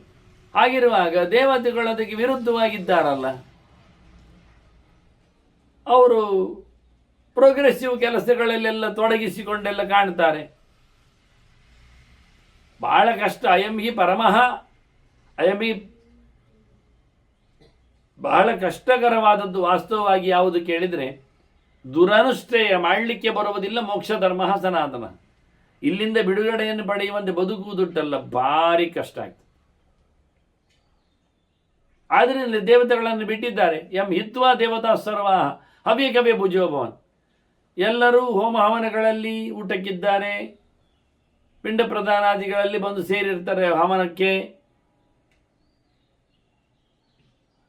ಆದ್ದರಿಂದ ಮೋಕ್ಷ ಎನ್ನುವುದು ಬಹಳ ಕಷ್ಟವಾದ ಧರ್ಮ. ಆದ್ದರಿಂದ ದೇವತೆಗಳು ಅದನ್ನು ಅಳವಡಿಸ್ತಾ ಇಲ್ಲ, ನಡವಳಿಕೆಯಲ್ಲಿ ತರಲಿಲ್ಲ. ಇದು ವಾಸ್ತವವಾಗಿ ನಾವು ದೇವತೆಗಳಲ್ಲಿ ನೋಡುವಂಥ ವಿಷಯ. ಹಾಗಾಗಿ ದೇವತೆಗಳೇನಾದರೂ ಪ್ರವೃತ್ತಿಯಲ್ಲೇ ಕೂತರು ಅಂತಾಯ್ತಲ್ಲ. ಇದು ಹೇಗೆ ಸಾಧ್ಯ ಆಯಿತು? ಯಾವ ನೆಲೆಯಲ್ಲಿ ಇದು ಸಾಧ್ಯ ಆದದ್ದು ನೋಡಿ, ಯೋಚನೆ ಮಾಡಿ. ಸ್ಮೃತ್ವಾ ಕಾಲ ಪರಿಮಾಣಂ ಪ್ರವೃತ್ತಿಂ ಯೇ ಸಮಾಸ್ಥಿತಾಃ ದೋಷಃ ಕಾಲ ಪರಿಮಾಣಃ ಮಹಾನ್ ಯಶಃ ದಿವೌ ತ್ರಿದಿವೌಕಸಃ. ಮಹಾನ್ ಯಶಃ ಕ್ರಿಯಾವತ. ಕೆಲಸ ಮಾಡುವವರಿಗೆ, ಕೆಲಸ ಅಂತ ಮಾಡ್ತಾ ಬರುವವರಿಗೆ ನಿಜವಾಗಿ ಅವರು ಬಿಡುಗಡೆಯನ್ನು ಪಡೆಯದೇ ಇದ್ದರೆ ಅವರಿಗೆ ದೊಡ್ಡ ಲಾಸ್. ಅವರು ಇಲ್ಲಿಂದ ಹೋಗುವುದೇ ಇಲ್ಲ, ಕರ್ಮತಂತ್ರದಲ್ಲಿ ಬಿದ್ದು ಹೋಗ್ತಾರೆ ಅವರು. ಯೋಚನೆ ಮಾಡಿ, ಸಮಯ ಸಣ್ಣದಿರುವುದು, ನಾಳೆ ಅಂತ ಆಗಲಿಕ್ಕೆ ಬರುವುದಿಲ್ಲ, ನಾಳೆ ದಿನದಲ್ಲಿ ಎಲ್ಲ ಹೋಗಿರ್ತದೆ. ಹಾಗಾಗಿ ಕಾಲವನ್ನು ನೋಡಿಯಾದರೂ ಅವರು ನಿವೃತ್ತಿ ಧರ್ಮವನ್ನು ಅವಲಂಬಿಸಬೇಕಿತ್ತು. ಹೋಮ ಹವನದಲ್ಲೆಲ್ಲ ಗೌಜಿಯಲ್ಲಿ ಬರುವುದೆಂಥದ್ದು? ಆಹುತಿ ಸ್ವೀಕಾರ ಮಾಡಲಿಕ್ಕೆ ಹಾಗೆ ಹೀಗೆ ಅಂತ ಕೇಳ್ತಾರೆ. ಮತ್ತೆ ದೇವತೆಗಳನ್ನು ಹೋಮದಲ್ಲಿ ಯಾಕೆ ನಾವು ಇಟ್ಟುಕೊಳ್ಬೇಕು? ಅಲ್ಲ, ಅವರಾದರೂ ಯಾರನ್ನು ಹೋಮ ಮಾಡ್ತಾರೆ ಅದು ಹೇಳಿ. ವಾಸ್ತವವಾಗಿ ಕಿಮರ್ಥಂ ಇವರೆಲ್ಲ ಇಜ್ಜಂತೆ ತ್ರಿದಿವವು ಕಸಹ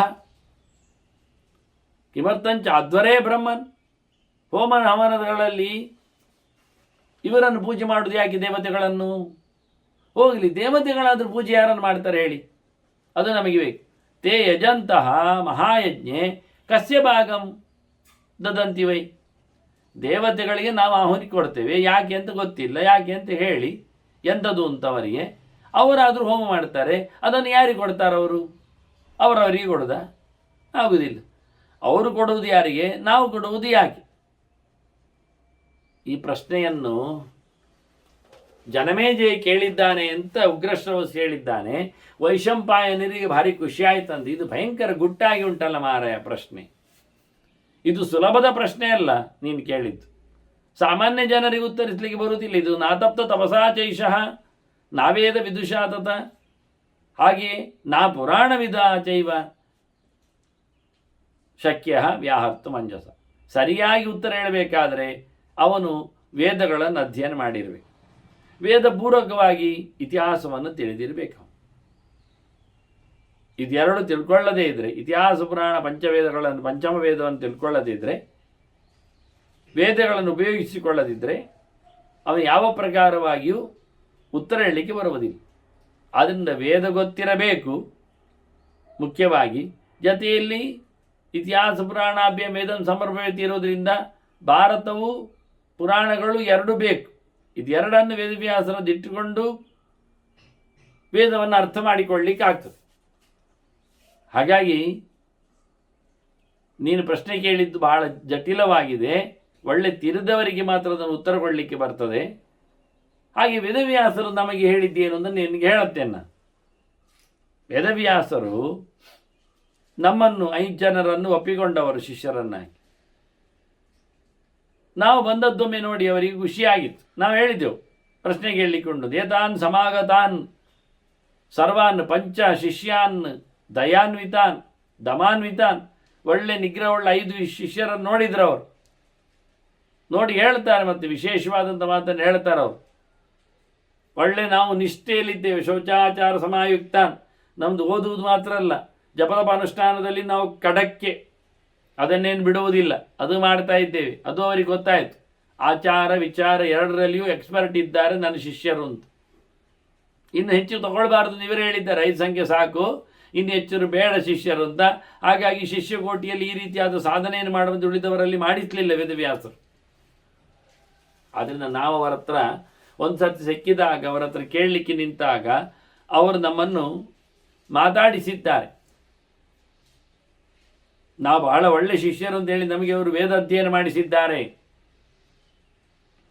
ನಮ್ಮ ನೋಡಿಯೇ ಜಿತಕ್ರೋಧಾನ್ ಜಿತೇಂದ್ರಿಯಾನ್, ನಮ್ಮಲ್ಲಿ ಸಿಟ್ಟಿಲ್ಲ, ಪುಚ್ಚಟ್ಟಿಲ್ಲ, ಆ ರೀತಿಯಾಗಿ ಇಂದ್ರೆ ನಿಗ್ರಹ ಉಂಟು ಬೇರೆ ನಮ್ಮ ಹತ್ರ. ನಮ್ಮನ್ನು ನೋಡಿ ಅವರಿಗೆ ಭಾರಿ ಖುಷಿಯಾಗಿ ವೇದಾನ್ ಅಧ್ಯಾಪಯಾಮಾಸ ಮಹಾಭಾರತ ಪಂಚಮಾನ್, ವೇದಗಳನ್ನು ಮಹಾಭಾರತವನ್ನು ಎಲ್ಲರಿಗೂ ಅದನ್ನು ಮುಂದುವರಿಸಿದ್ದು ಒಬ್ಬೊಬ್ಬರು ಅಷ್ಟೇ, ಕಲಿತದ್ದು ಎಲ್ಲರೂ ಚಂದವಾಗಿ ಭಾಳ ಅದ್ದೂರಿಯಾಗಿ, ಅದು ಎಲ್ಲಿ ಮೇರುವಿನ ಆಚೆಗೆ ಕಲಿಸಿಕೊಟ್ಟಿದ್ದಾರೆ ನಮಗೆಲ್ಲ. ಮತ್ತೆ ನಾವದನ್ನು ಒಳ್ಳೆ ರೀತಿಯಿಂದ ಕಲಿತುಕೊಂಡೆವು. ಹಾಗಾಗಿ ಅವರು ಹೇಳ್ತಾರೆ ವೇದವ್ಯಾಸರು, ನಾನು ಕೇಳಿಸಿಕೊಂಡದ್ದು ಅಲ್ಲಿಂದ ನಾರಾಯಣನಿಂದ, ಹಾಗಾಗಿ ನಾನು ಎಲ್ಲಿಂದ ಎಷ್ಟು ಜೋರಾಗಲಿಕ್ಕೆ ನಾನು ಯಾಕೆ ಕಾರಣ, ಅದು ಹೇಗಿದ್ದೇನೆ ಅನ್ನುವುದನ್ನು ವೇದವ್ಯಾಸರು ಹೇಳ್ತಾರೆ. ವಾಸ್ತವವಾಗಿ ತಮ್ಮ ಪರಿಚಯವನ್ನು ಮಾಡಿಕೊಳ್ತಾರೆ. ಬಂದವರ ಹತ್ರ ಎಲ್ಲ ಹೇಳಿ ಅವರಿಗೆಲ್ಲ ವೇದ ಹೇಳಿಕೊಟ್ಟ ಬಳಿಕ, ನಾನು ಹಿಂದೆ ತಪಸ್ಸು ಮಾಡಿದ್ದೇನೆ, ತಪಸ್ಸು ಮಾಡಿದ್ದಕ್ಕೆ ನನಗೆಲ್ಲ ಗೊತ್ತಾದದ್ದು ಸುಮ್ಮನೆ ಅಲ್ಲ. ತಸ್ಯಮೇ ತಪ್ತ ತಪಸ್ಸಃ ನಿಗೃಹೀತ ಇಂದ್ರಿಯಸ್ಯ ಚ ನಾರಾಯಣ ಪ್ರಸಾದೇನ. ಶ್ವೇತದ್ವೀಪದ ಒಡೆಯನಾದ ನಾರಾಯಣನ ಅನುಗ್ರಹ ಮಾಡಿದ. ಕ್ಷೀರೋದಸ್ಯ ಅನುಕೂಲತಃ, ಎಂತ ಅಂತ ನನಗೆ ಅನುಕೂಲ ಮಾಡಿದ್ದಾನೆ. ವಿಶೇಷವಾಗಿ ಕೇಳಿದರೆ ಅಲ್ಲಿಯ ದೇವರು ನನಗೆ ಹೇಳಿಕೊಟ್ಟಂಥ ರೀತಿ ವಾಸ್ತವವಾಗಿ ಹೇಳಿದ್ದವನೇ. ಇದ ಜ್ಞಾನಂ ಪ್ರಾದುರ್ಭೂತಂ ಯಥೇಪ್ಸಿತಂ. ನನಗೆ ಬಂದಿರತಕ್ಕಂತಹ ಏನೊಂದು ಅರಿವು ಇದೆ, ಜ್ಞಾನ ಇದೆ, ಅದು ತ್ರೈಕಾಲಿಕಂ, 3 ಹೊತ್ತಿನದ್ದು ನನಗೆ ಗೊತ್ತಾಗ್ತದೆ. ನಾರಾಯಣ ಅನುಗ್ರಹದಿಂದ ನನಗೆ ಜ್ಞಾನ ಬಂದದ್ದು. ಏನು ನಡೆಯಿತು, ಏನು ನಡೀತದೆ, ಏನು ನಡೀತಾ ಇದೆ, ಹಿಂದೆ ಮುಂದೆ ಎಲ್ಲವೂ ನನಗೆ ಅರ್ಥ ಆಗ್ತಾ ಉಂಟು ಅಂದರು. ಎಲ್ಲವೂ ನನಗೆ ಗೊತ್ತಿದೆ. ನೋಡು, ಪರಮಾತ್ಮ ಇದ್ದ,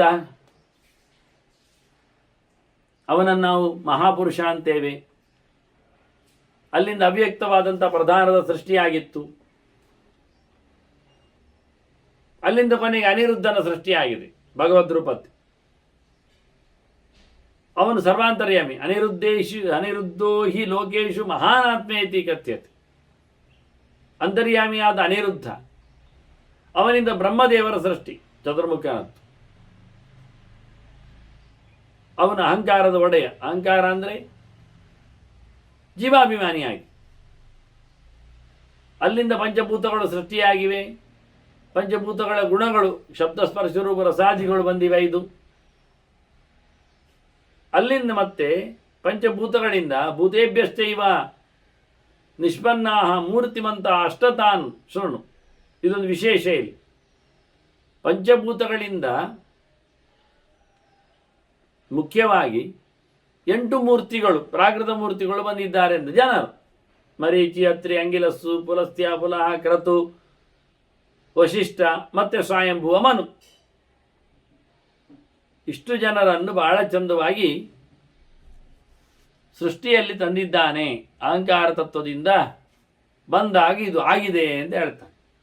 ಅದರಲ್ಲಿ ತಾಮಸವಾದ ಅಹಂಕಾರ ಭೂತಗಳಿಗೆ, ರಾಜಸವಾದದ್ದು ವಿಕೃತಿಯಾದ ದೇವತೆಗಳಿಗೆ, ತಾಮಸವಾದದ್ದು ಕೊನೆಗೆ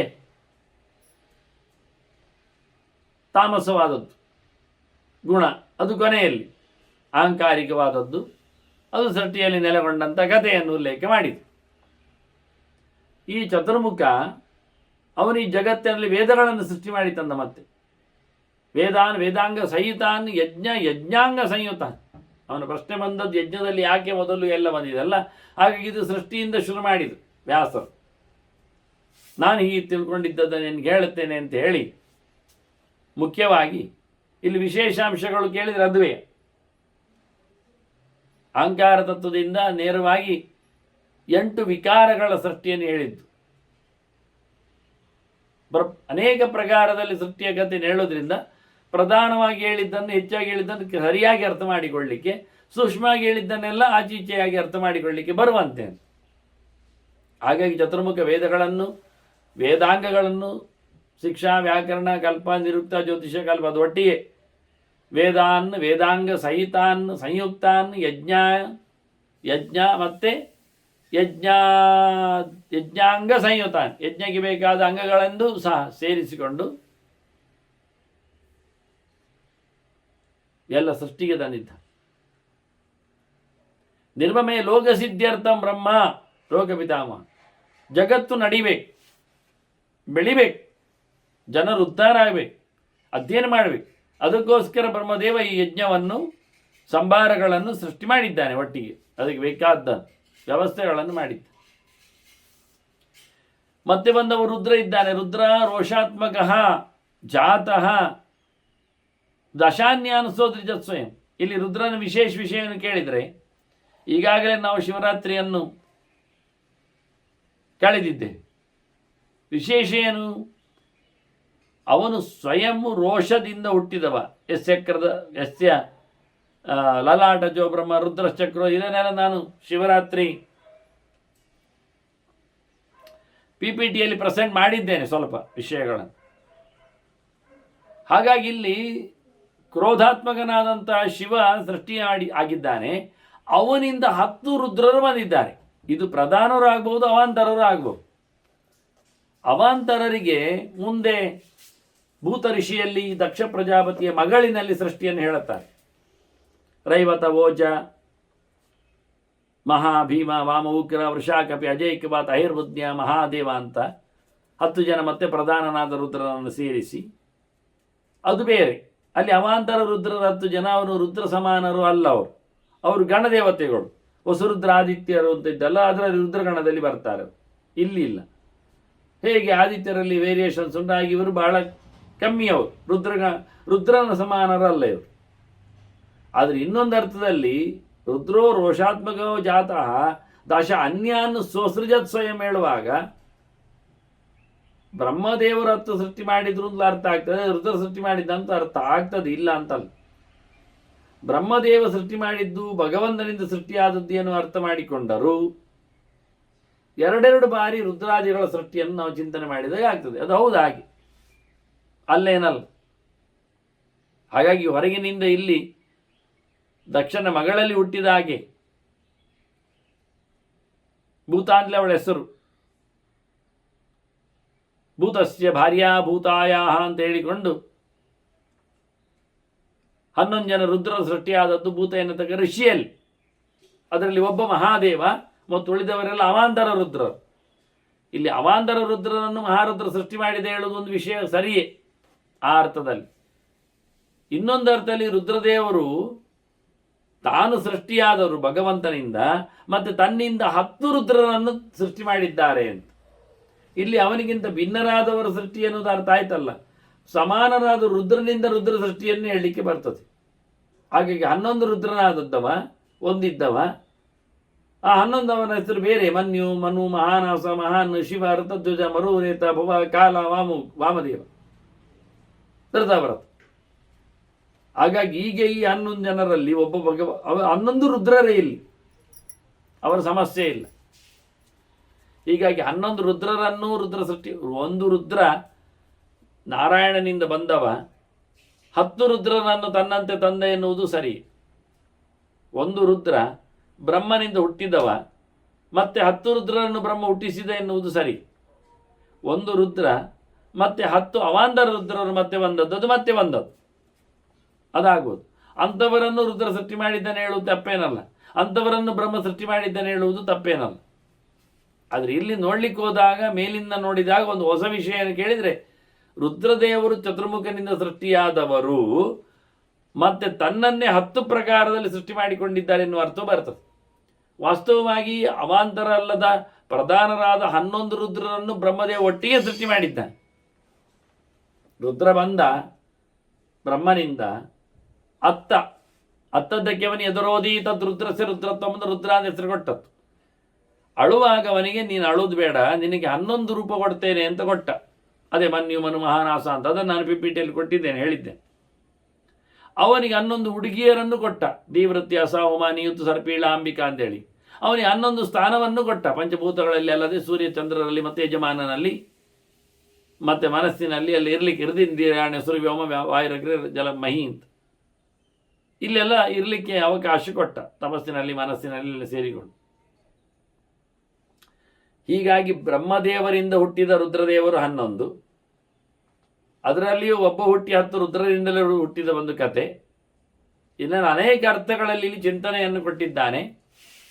ಇವನ್ನೆಲ್ಲ ಹೇಳ್ತಾ ಇದ್ದಾರೆ ಅವರು, ವ್ಯಾಸರು ಮಕ್ಕಳಿಗೆ, ತನ್ನ ಶಿಷ್ಯರಿಗೆ ಸೃಷ್ಟಿಯಾಗುವ ಯಜ್ಞ ಎಲ್ಲ ಬಂದಿದೆ ಹೇಳಿಕೊಂಡು.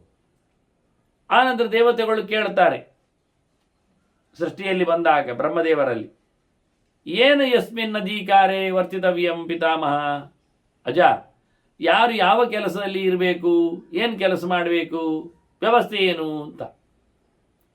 ಅದಕ್ಕೆ ಬ್ರಹ್ಮದೇವರು ಹೇಳ್ತಾರೆ, ಅದೆಲ್ಲ ದೇವರು ಹೇಳ್ತಾರೆ ಮಾರಾಯ, ಸನೋ ವಕ್ಷತಿಯ ಯದ್ಧಿತಂ, ನಮಗೆ ಯಾವುದು ಒಳ್ಳೆಯದು ಯಾರಿಗೆ ಸರಿಯಾದದ್ದು ಎನ್ನುವುದೆಲ್ಲ ದೇವರು ಹೇಳೋದಲ್ವಾ. ಯಾರು ದೇವರು? ಅವನಿಗೆ ಕ್ಷೀರೋದದಲ್ಲಿ ಇರುವವ, ಹೋಗುವ ಅಲ್ಲಿಗೆ ನಾವೆಲ್ಲ ಕೇಳಿಬಿಡುವ. ಕೇಳಿ ಅವರು ಹೊರಟು. ಬ್ರಹ್ಮಾದಿ ದೇವತೆಗಳು ಎಲ್ಲರೂ ಭಗವಂತನಲ್ಲಿ ತಮ್ಮ ಪೋರ್ಟ್ಫೋಲಿಯೋ ಏನು ಅನ್ನೋದರ ಬಗ್ಗೆ ತಿಳಿಲಿಕ್ಕೆ ಹೋಗಿದ್ದಾರೆ. ಅಲ್ಲಿ ಹೋದರೆ ಅಲ್ಲಿ ಮಾಮೂಲಿ ಉಂಟಲ್ಲ, ಒಳಗೆ ಹೋಗುವಾಗ ತಪಸ್ಸು ಮಾಡದೆ ಉಪಯೋಗ ಆಗುವುದಿಲ್ಲ, ಅಲ್ಲಿ ಏನು ಕಾಣುವುದಿಲ್ಲ. ತೇ ತಪಃ ಸಮುಪಾತಿಷ್ಠನ್ ಬ್ರಹ್ಮೋಕ್ತಂ ವೇದ ಕಲ್ಪಿತಂ. ಒಟ್ಟಾರೆ ಬಿಟ್ಟರೆ ಎಲ್ಲ ತಪಸ್ಸು ಮಾಡುವುದಲ್ಲ, ಮೂಗಿ ಕೈ ಇಟ್ಕೊಂಡು ಕೂತ್ಕೊಳ್ಳೋದು, ಕೈ ಮೇಲೆ ಮಾಡಿಕೊಂಡು ನಿಲ್ಲುವುದು, ಅದೆಲ್ಲ ತಪಸ್ಸು ಅನಿಸುವುದಿಲ್ಲ. ತಪಸ್ಸಿಗೊಂದು ವ್ಯವಸ್ಥೆ ಉಂಟು, ಕರ್ಮ ಪ್ರಕಾರ ಆಗಬೇಕು. ಹಾಗಾಗಿ ಅಲ್ಲಿ ಶುದ್ಧವಾದ ಮನಸ್ಸಿನಲ್ಲಿ ನೆಲೆಗೊಂಡವರಾಗಿ ವೇದದಲ್ಲಿ ಹೇಳಿದಂತೆ ಅದನ್ನು ಅರ್ಥ ಮಾಡಿಕೊಂಡು ಸೂತ್ರದಲ್ಲಿ ನಮಗೆ ತಿಳಿಸಿಕೊಡುವ ವಿಶೇಷವಾದಂತಹ ವ್ಯವಸ್ಥೆ ಬ್ರಹ್ಮನಲ್ಲಿದೆ. ಬ್ರಹ್ಮಸೂತ್ರ ಅಂದರೆ ಹಾಗೆ. ಅದರಿಂದ ಬ್ರಹ್ಮೋಕ್ತಂ ವೇದ ಕಲ್ಪಿತಂ, ವೇದದಲ್ಲಿ ಮೆನ್ಷನ್ ಮಾಡಿದ್ದಾರೆ, ಅದನ್ನು ಬ್ರಹ್ಮ ಬಿಡಿಸಿ ಹೇಳಿಬಿಟ್ಟಿದ್ದಾನೆ. ಹಾಗಾಗಿ ಅಂಥ ರೀತಿಯ ತಪಸ್ಸು ಮಾಡಿದ್ದಾರೆ. ಅದಕ್ಕೆ ಸಹ ಮಹಾನಿಯಮ ಪ್ರೋಕ್ತ ಅಂತಾರೆ. ಅದಕ್ಕೆ ಸಹ ಮಹಾನಿಯಮೋ ನಾಮ, ಅದಕ್ಕೆ ಮಹಾನಿಯಮ ಅಂತ ಹೆಸರು. ಶ್ವೇತದ್ವೀಪದ ನಾರಾಯಣನ ನೋಡಲಿಕ್ಕೆ ದೇವತೆಗಳೆಲ್ಲ ತಮಗೇನು ಕೆಲಸ, ತಮ್ಮ ಪರಿಸ್ಥಿತಿ ಎಂಥದ್ದು ಅಂತೇಳಿ ಕೇಳುವ ಅಂತ ಹೇಳಿದರೆ, ಅಲ್ಲಿ ಹೋಗಿ ದೊಡ್ಡ ಮಟ್ಟಿನ ಉಳಿದವರೆಲ್ಲ ಸೇರಿ ತಪಸ್ಸು ಮಾಡ್ತಾ ಇದ್ದಾರೆ ಬಹಳ ಚೆನ್ನಾಗಿ. ಅದನ್ನು ಮಹಾನಿಯಮ ಅಂತ ಕರೆದಿದ್ದ. ಅದು ಹೇಗುಂಟು ತಪಸ್ಸು? ಊರ್ಧ್ವದ್ರ ಭಾವಶ್ಚೈವ, ಮೇಲಕ್ಕೆ ನೋಡುವುದು, ಕಣ್ಣು ಮೇಲೆ, ಕುತ್ತಿಗೆ ಮೇಲೆ ಉಂಟು, ತಿರುಗಿದೆ ಕುತ್ತಿಗೆ, ನಿಂತಿದ್ದಾರೆ, 2 ಕೈ ಮೇಲೆ ಮಾಡಿದ್ದಾರೆ. 4 ಕೈ ಅಂತ ಅಲ್ಲಿ ಉಂಟು ವಾಕ್ಯ ನೋಡ್ಲಿಕ್ಕೆ ಹೋದರೆ, ದೇವತೆಗಳೇ 4 ಕೈ ಅಲ್ವ. ಹಾಗಾಗಿ ಪ್ರತಿಯೊಬ್ಬರೂ 2 ಜೋಡಿ ಕೈಗಳನ್ನು ಮೇಲೆ ಮಾಡಿಕೊಂಡು ಕತ್ತು ಎತ್ತಿ ಹಿಡಿದು ದೃಷ್ಟಿಯನ್ನು ಮೇಲಕ್ಕೆ ಚಾಚಿ, ಇದೊಂದು ವಿಶೇಷವಾದ ಯೋಗ ಪರಂಪರೆ. ಮೂಗಿನ ತುದಿಯನ್ನು ನೋಡುವುದಲ್ಲ, ಕತ್ತು ಕೆಳಗೆ ಬಗ್ಗಿಸುವುದಲ್ಲ, ಜಾಲಂಧರದ ಕಥೆ ಅಲ್ಲ ಇದು, ಬಂಧ. ಹಾಗಾಗಿ ಮೇಲ್ಮುಖವಾದ ಪ್ರವೃತ್ತಿಯಲ್ಲಿ ದೃಷ್ಟಿಯನ್ನು ಹಾಯಿಸಿಕೊಂಡು, ಮುಖ್ಯವಾಗಿ ಅದರೊಟ್ಟಿಗೆ ಮನಸ್ಸಿನ ಏಕಾಗ್ರತೆಯನ್ನು ಸಾಧಿಸಿಕೊಂಡು ಏಕಾಗ್ರ ಮನಸ್ಕರಾಗಿಕೊಂಡು, ಮತ್ತೆ ಹೇಗೆ ಏಕಪಾದದಲ್ಲಿ ನಿಂತುಕೊಂಡು ಏಕವಾದ ಸ್ಥಿತಾ, ಒಂದು ಕಾಲಿನಲ್ಲಿ ನಿಂತಿದ್ದಾರೆ. ಕಾಷ್ಟಭೂತಾ ಸಮಾಹಿತ, ಕೊರಡಿನಾಗಿ, ಕಂಬದಾಗೆ, ಕಲ್ಲಿನಾಗಿ, ಮರದ ದಿಮ್ಮಿಯಾಗಿ ಅಲ್ಲುಗಾಡುವುದಿಲ್ಲ ಯಾವುದಕ್ಕೂ. ಈ ರೀತಿಯಾಗಿ 2 ಕೈ ಮೇಲೆ ಮಾಡಿ, 4 ಕೈ ಮೇಲೆ ಮಾಡಿ, ಮೇಲಕ್ಕೆ ನೋಡಿಕೊಂಡು ದೃಷ್ಟಿ, ಕೆಳಗಿನದ್ದು ಸುತ್ತಮುತ್ತಲು ನೋಡೋದೇ ಇಲ್ಲ, ಮೇಲೆ ನೋಡ್ತಾ ಇದ್ದಾನೆ. ಅದರೊಟ್ಟಿಗೆ ಒಂದು ಕಾಲಲ್ಲಿ ನಿಂತುಕೊಂಡು ಇಂದ್ರಿಯಗಳ ನಿಗ್ರಹ ಮಾಡಿಕೊಂಡು ಮನಸ್ಸನ್ನು ಸಮಾಧಾನ ಮಾಡಿಕೊಂಡು, ಒಂದು ದಿನ ಅಲ್ಲ, ದಿವ್ಯ ವರ್ಷ 1000 ತಪಸ್ಸು ಮಾಡಿದ್ದಾರೆ. ಇಷ್ಟು ತಪಸ್ಸು ಮಾಡಿ ಅವರಿಗೆ ಶಬ್ದ ಕೇಳುತ್ತದೆ, ಮಾತು ಅಷ್ಟೇ, ವ್ಯಕ್ತಿ ಕಾಣುವುದಿಲ್ಲ. ವ್ಯಕ್ತಿಯ ಮಾತು ಭಗವಂತನ ದಿವ್ಯವಾದಂತಹ, ಸುಮಧುರವಾದ, ಬಹಳ ಚಂದವಾದಂತಹ ಧ್ವನಿ ಕೇಳುತ್ತದೆ.